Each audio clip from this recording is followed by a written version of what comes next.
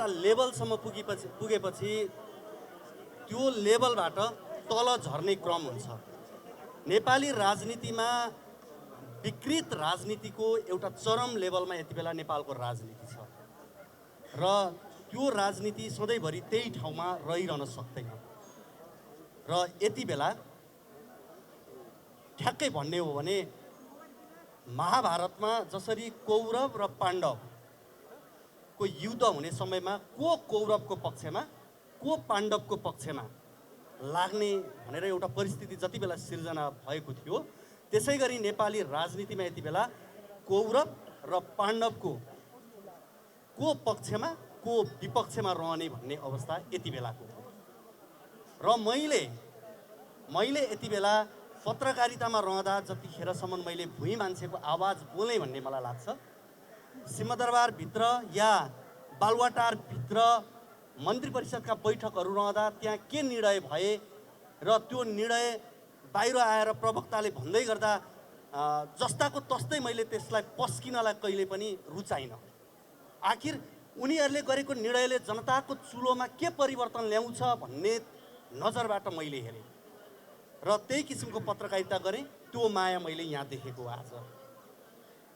आज राजनीतिमा मैले पहिलो खुड्किलो राख्दै गर्दा मेरो जीवनमा पहिलोपटक राजनीतिक दलको सदस्यता लिँदै गर्दा र म आज पाण्डवको पक्षमा मैले पक्ष लिनुपर्छ, सत्यको पक्षमा म हुनुपर्छ भनेर मैले रासपाको पक्ष लिएको र यो बेला भनेको कौरवको पक्षमा लाग्ने हो कि पाण्डवको पक्षमा। फेरि म पाण्डवको पक्षमा आउँदै गर्दा मैले चाहिँ म सत्यको पक्षमा म धार्मिक भएर धर्म आफ्नो पुरा गर्दैछु भन्दिनँ। कौरवको पक्षमा लागेर पनि फेरि त्यहाँ पनि धर्म निर्वाह गर्न सकिन्छ फेरि, किनभने पापमा पनि धर्म हुन्छ र धर्ममा पनि धर्म हुन्छ। यदि तपाईँ पापको पक्षमा लागेर पूर्ण रूपमा त्यहाँ वफादार रहनुहुन्छ भने त्यो पनि धर्म हो। जस्तो तपाईँलाई एउटा उदाहरण दिउँ, शिशुपालले कृष्णलाई 100 गाली गर्छ, अन्त्यमा कृष्णद्वारा चक्रले काटिएर शिशुपालको मृत्यु हुन्छ, तर शिशुपाल कृष्णमै विलिन हुन्छ। कारण किन भन्दा उसले अधर्ममा पनि धर्म पुरा गरेको थियो। विषले यदि विषको काम गरेन भने त्यो धर्म हुँदैन विषको। त्यसैले गर्दाखेरि जो जहाँ बसेर पनि धर्म निर्वाह गर्न सकिन्छ। मैले चाहिँ मेरो धर्म आज 20 वर्षको पत्रकारितालाई पूर्ण विराम लगाउँदै मेरो लागि यो राजनीतिको महाभारतमा मैले पाण्डव पक्ष चाहिँ मैले रासपालाई बुझेँ यतिको समयसम्म। त्यसकारणले मैले आज यो पक्षबाट अबको न्याय र अन्याय बीचको लडाइँमा न्यायको पक्षबाट शङ्खनादको सुरुवात गर्ने मैले आजबाट उद्घोष गरेँ। पत्रकारिता र राजनीति सँगसँगै राजीव खत्रीको चाहिँ कसरी गयो भनेर राखेको मैले देखेँ, तर हुँदै होइन। मैले 29 गते मैले मेरो पत्रकारिताको 20 वर्षीय करियरलाई स्थगन गरेर अबको राजनीतिक यात्रा आरम्भ गरेको हुँ। र मैले जति बेला पत्रकारिता गरेँ कहिले पनि राजनीतिक दलको झोला बोकिनँ र आज म राजनीतिक दलको झोला बोकेर आम कार्यकर्ता भएर, तर विवेक शून्य फेरि त्यो एउटा मैले बारम्बार कार्यक्रममा उठाउने गरेको छु, झोले भन्ने शब्द उठाउने गरेको छु र त पनि झोले बन्न गइस् नि होइन राजीव खत्री भनेर भन्ने पनि सुन्छु म। तर झोले भनेको तपाईँ विचारको बन्दकी राखेर तपाईँ होमा हो मात्रै मिलाउनुहुन्छ भने त्यो झोले हो। तर तपाईँ कार्यकर्ता बन्ने हो भनेदेखि कार्यकर्ताको चाहिँ विचार हुन्छ, विवेकको प्रयोग गर्छ र म चाहिँ कार्यकर्ता बन्नका लागि रासपामा प्रवेश गरेको छु। आज मैले कुनै पनि क्षेत्र या यो भनेको छैन पार्टी। अब म किनभने म यो संस्थामा आबद्ध भइसकिसकेपछि टिमवर्कको कुरा हुन्छ, संस्थाको कुरा हुन्छ, सरसल्लाहका कुरा हुन्छन्। म एक्लै थिएँ भनेदेखि त म स्वतन्त्र रूपमा उठेर म यो क्षेत्रबाट चुनाव उठ्छु भन्थेँ होला, तर मैले अब त्यो भन्ने अधिकार गुमाइसकेको छु। तर केही क्षेत्रहरू छन् मेरा सोचाइहरूमा, पक्कै पनि केही दिनमा म यो क्षेत्रमा चाहिँ काम गर्न चाहना छ भनेर भन्छु म। त्यो चाहना भन्नका लागि पनि मैले केही समय कुर्नै पर्नेछ। मैले अघि नै भनिसकेँ, म खर्कको पार्टी छ, बालेनको त अहिले पार्टी उहाँको छैन, त्यसपछि अन्य वैकल्पिक कुलमान सरको उहाँको पार्टी छ, सबै पार्टीहरू छन्। तर सबै पार्टी कुनै न कुनै एउटा, मैले भनेको अस्ति एउटा कार्यक्रममा पनि भनेको थिएँ मैले, वैकल्पिक राजनीतिको केन्द्रबिन्दु चाहिँ अब रासपा हो। समय ढिलो चाँडो हुने भनेको यहीँ नै हो। त्यसकारणले मैले अघि नै इङ्कित गरिसकेँ नि, पाण्डव पक्षको कुरा गरिसकेँ नि। पाण्डवको नेतृत्व कसले गर्दैछ भन्दाखेरि जहाँ पाण्डवहरू छन् भनेदेखि अहिले म किन अन्त परालिन्छु, म त सिधै पाण्डवकोमै आइपुग्छु नि त। तर हजुर हो, अलिकति के भने धेरै साथीहरूले अहिले क्षेत्र नम्बर 4 को कुरा मलाई गर्नुभएको छ। क्षेत्र नम्बर 4 को कुरा के हो भन्दाखेरि म त्यो ठाउँको मतदाता हो र यस अगाडि मैले गगन थापालाई मतदान गरेको एउटा मतदाता पनि हो। त्यसकारणले मलाई धेरैले त्यहाँ भन्नुभएको, तर त्यो कुरा पनि पूर्ण रूपमा सत्य नहुन सक्छ। धर्मको कुरा, अधर्मभित्र पनि धर्म हुन्छ र धर्मभित्र पनि धर्म हुन्छ।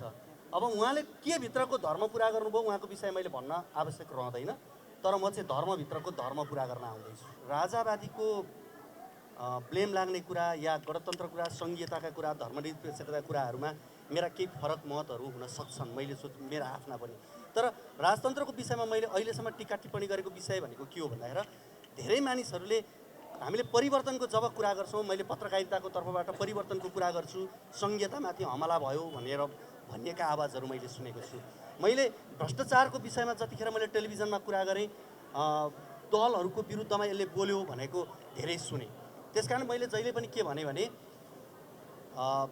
यदि मैले गरेका विषय सुशासनका कुरा या भ्रष्टाचार विरुद्धका कुरा या पारदर्शिताका कुरा, समानताका कुरा, स्वतन्त्रताका कुरा, भाइचाराका कुरा मैले गर्दाखेरि चाहिँ त्यो व्यवस्था विरुद्ध हुन्छ भनेदेखि त्यो व्यवस्था कमजोर धरातलभित्र उभिएको छ भनेर मैले बारम्बार भनेको हो।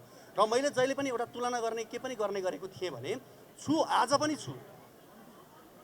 7 साल पछाडिका परिवर्तन बिचमा जति फेजहरू परिवर्तन हुँदै आए र त्यो बिचमा जे जस्ता घटनाक्रमहरू भए, त्यो पछाडि 46 साल पछाडिको अवस्थामा हामीले जुन किसिमको सोच या 62-63 को आन्दोलन पछाडि जुन किसिमको परिवर्तनको अपेक्षा हामीले खोजेका थियौँ त्यो पुरा भयो कि भएन भन्दाखेरि पुरा भएन। पुरा नभइसकेपछि बरु त्यो समय नै ठिक थियो, कम्तीमा आधार त तयार भएको थियो, त्यसपछि अपेक्षा अनुसार किन भएन भनेर मैले जहिले पनि प्रश्न उठाएको। उद्योग कल कारखानाको कुरा गर्दा हुँ, मैले केही समय अगाडि मात्रै यहीँ दोलखाबाट फर्किने बेलाको क्रमको एउटा ढुङ्गा कारखानाको कुरा गरेको थिएँ मैले।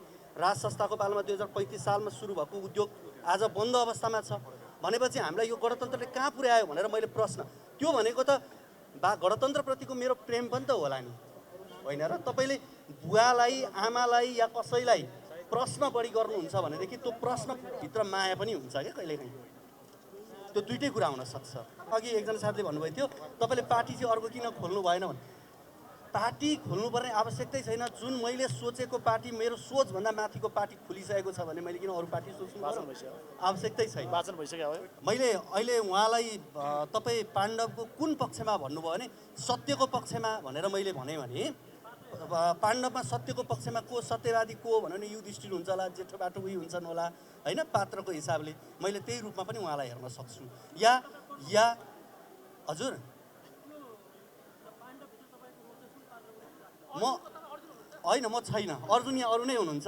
म भर्खर प्रवेश गर्दैछु एउटा कुनै ठाउँबाट, म यहाँ आएर चाहिँ म पाण्डवको पक्षमा त धेरै थिए नि, कति थिए नि, होइन र? सबैको नाम त महाभारतमा हामीलाई याद हुँदैन नि, त्यस्तै याद नहुने पात्र म हो।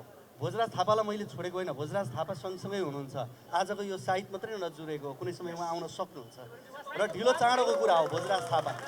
किनभने भोजराज थापाको मनमा रासपा छ, मैले बुझेको छु। त्यस कारणले गर्दा ढिलो चाँडो हो उहाँ आउनुहुन्छ भन्ने मलाई लाग्छ। होइन, मैले भोजराजजीसँग आज यहाँ आउनुभन्दा अगाडि मेरो कुरा भएको छ। उहाँ दिल्लीमा हुनुहुन्छ, त्यो बच्चीलाई डिस्चार्ज हुँदैछ, त्यस कारणले गर्दा उहाँ दिल्ली जानुपर्ने उहाँको बाध्यता थियो र उहाँसँग मेरो कुरा हुँदा उहाँले के भन्नुभएको छ भने तपाईँलाई शुभकामना, तपाईँलाई गाडीमा, मेरै गाडीमा लगेर घन्टी घरको गेटमा लगेर मलाई छोड्न मन थियो, आज त्यो सम्भावना भएन, तर अब अर्कोचोटि मलाई चाहिँ तपाईँले छोड्नुपर्छ है भन्नुभएको छ। मैले अघि नै भनिसकेँ नि, पार्टीमा सङ्गठनमा पसिसकेपछि उहाँहरूले भन्ने कुरा त चुनावमा उठ भन्नुभयो भने उठ्ने हो, नउठ भन्नुभयो भने नउठ्न पनि त सक्छु नि त, होइन? दुइटै कुरा हुनसक्छ। त्यो चाहिँ मेरो यो त मेरो पत्रकारिता मैले गर्दादेखि आजसम्मको कुरा के हो भने उहाँहरू ढिलो चाँडो एक ठाउँमा हुनुपर्छ भन्ने नै हो मलाई। त्योभन्दा किनभने मेरो सुझाव म भनिहालेँ यसमा के मेरो कुरा यति हो कि पुराना दलहरू नराम्राका लागि, लुट्नका लागि एक ठाउँमा आउन सक्छन्, होइन? तपाईँ हेर्नुहोस् न, हिजोको दिनमा सत्ता चलाउँदा पक्ष र प्रतिपक्ष हुनुपर्ने थियो, तर यो देशमा प्रतिपक्ष कहिले पनि हुँदैन थियो। सत्ता पक्षले जति भाग लगाउँथ्यो त्यसको ह्याकुला र फिला नापी मागी प्रतिपक्षले खान्थ्यो क्या। त्यस कारणले गर्दा त्यो सत्ता र प्रतिपक्ष नै हुँदैन थियो।